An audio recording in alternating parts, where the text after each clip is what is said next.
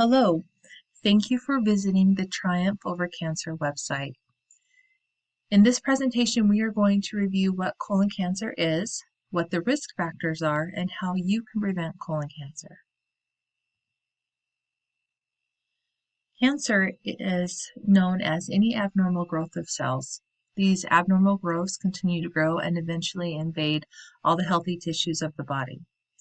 When we talk about colon cancer, we're talking about cancer that starts either anywhere from the large intestine down to the rectum.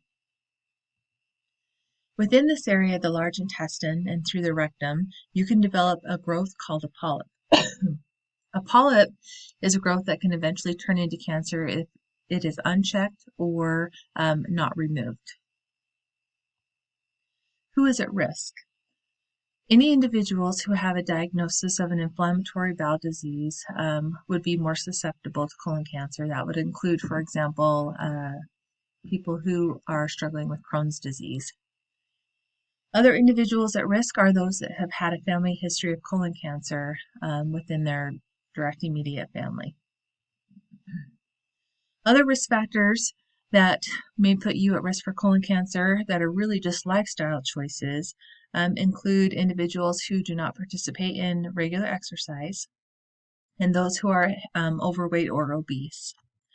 Other risk factors include not having enough fiber in your diet or eating high-fat foods, including processed foods, sugary foods, chips, those kind of things. Our last risk factor to discuss are those that choose to smoke or have alcohol. That also increases your risk of colon cancer as well.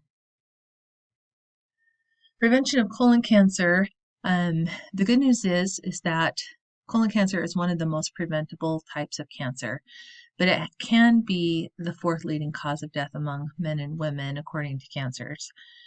The CDC recommends that your first colon cancer test be performed at age 45. That test should be done sooner if you have a positive family history. You can discuss with your doctor what those testing options are, and I recommend that you do that soon. Even if you're not quite to age 45, have the conversation now and make a plan. Discuss with your doctor about your family history. Make sure you know your family history. Talk to family members and make sure that you don't have a family history of cancer. When you talk to your doctor, you can discuss what testing options would be best for you and when you should have your first test. Colon cancer is personal to me because I've lost a family member to it.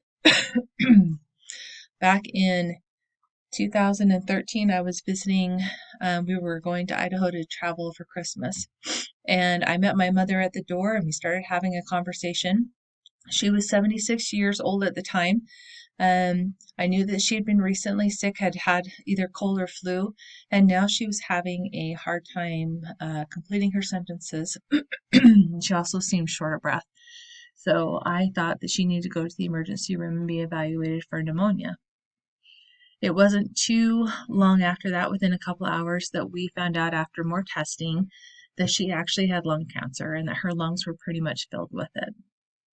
So the thing about this lung cancer was, though, we did more testing and we discovered that it actually had metastasized from another place in her body. So the markers indicated that her cancer that was in her lungs and what eventually had killed her was cancer that had come from her colon. And so for me, I'm passionate about this topic because with early testing, interventions, screenings, this type of cancer is very much, you can be successful in beating it if you're willing to get the testing done and intervene early. The resources that were used for this presentation include cdc.gov/cancer colorectal. There's also great information at cancer.org. And then to wrap up the presentation today, I just want to show you this great, short, cute video from the CDC called The Bums and the Bees.